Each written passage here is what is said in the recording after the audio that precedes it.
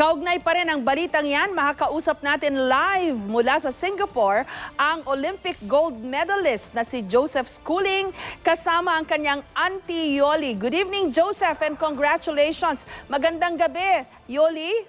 Hi. Magandang gabi po. Nice to meet you. Thank you for having us. Yes, Joseph, how does that feel? You beat your idol, Michael Phelps. Yeah, it felt great. You know, Michael's a great guy. It's always a pleasure racing him. It's always an honor. So, you know, it's very exciting to race him. Okay, you said you don't want to be you want to be the one they're chasing after, but you set an Olympic record. Yeah. My goal is always to break, or my goal is always to win. And you know, it was nice having the opportunity to win, especially in like a loaded field. You know, with Michael and Chad and Laszlo. So, yeah, it was a nice feeling. That was a sweet moment between you and Phelps in the swimming pool. I saw, we watched. He came to you, or you went to him, and what did he say after he learned that you beat him? Yeah, well, so it was pretty cool. He came over, wished me, told me good job, and yeah, that was it. We didn't really say much. But, you know, it meant a lot to me. Michael usually doesn't say that, so that was pretty sick. And, you know, we share, it's not only Singapore who's celebrating your win, but we share in that glory, too, because of your nanny. You call her Auntie Yoli, right? Yeah. Auntie Yoli. Auntie Yoli's, you know, she's like my mom.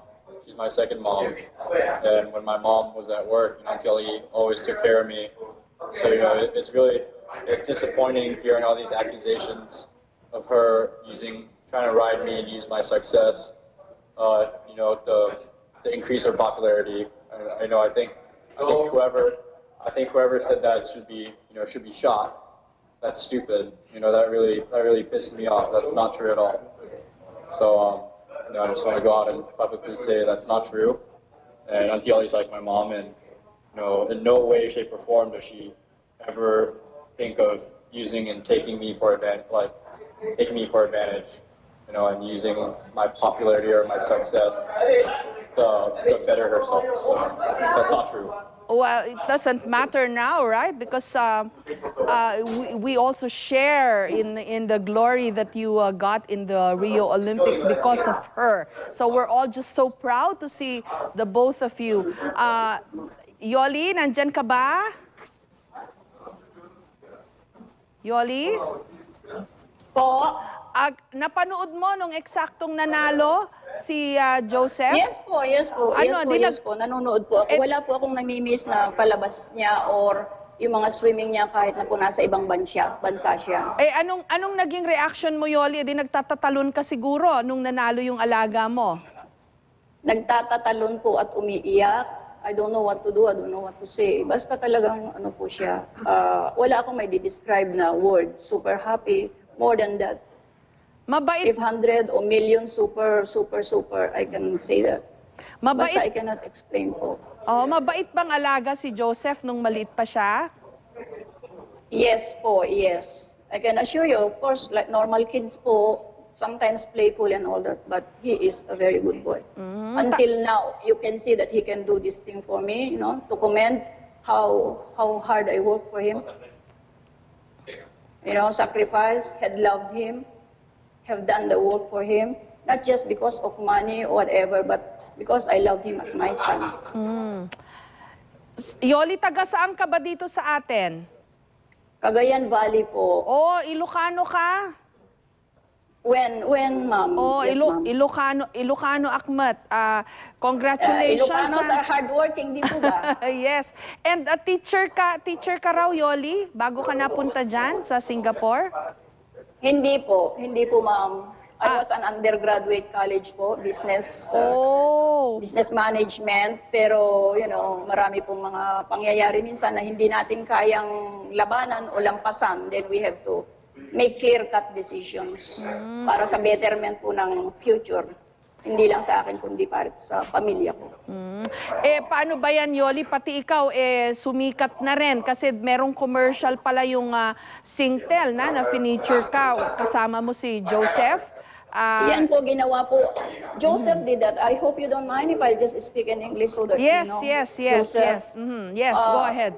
Actually, that video that was done by Singtel was, planned by Joseph and, the Singtel. When they asked him, I think, whoever is the next person, he will, he is planning to thank sa success po niya. How's that going to be for you?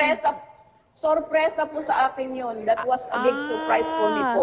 Ayun. So, how's... Sorpresa po. And that one you can ask Joseph about that. Yes, but it's a very nice surprise and very heartwarming, Joseph. Nice of you to have thought of that surprise for your Auntie Yoli. You thank them. You thank the supporters. Yeah. No, I want to thank all my supporters in the Philippines. I mean, you guys rock.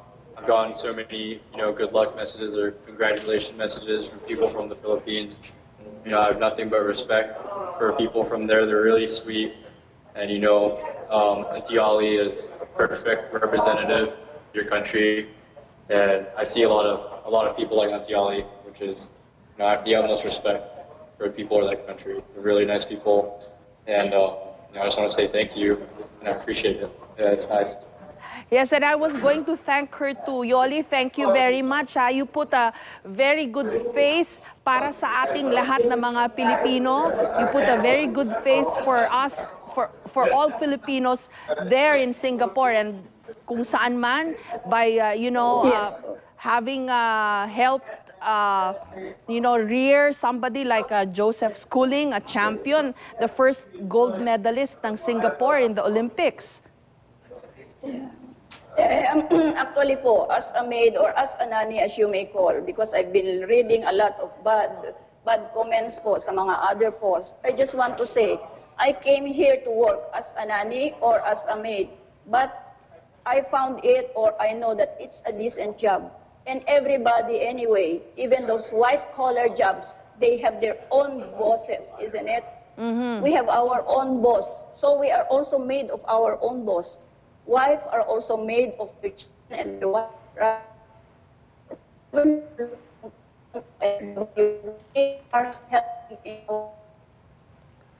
Okay. Yoli, we're losing signal, no? Pero thank you ulit. And congratulations, Joseph. Thank you for sharing with us this time and for sharing Yoli, your Auntie Yoli, with us. And likewise, Auntie Yoli or Yoli, thank you. Shinare mo rin ang pagkakataon na ito with Joseph sa amin. Maraming salamat at mabuhay kayo.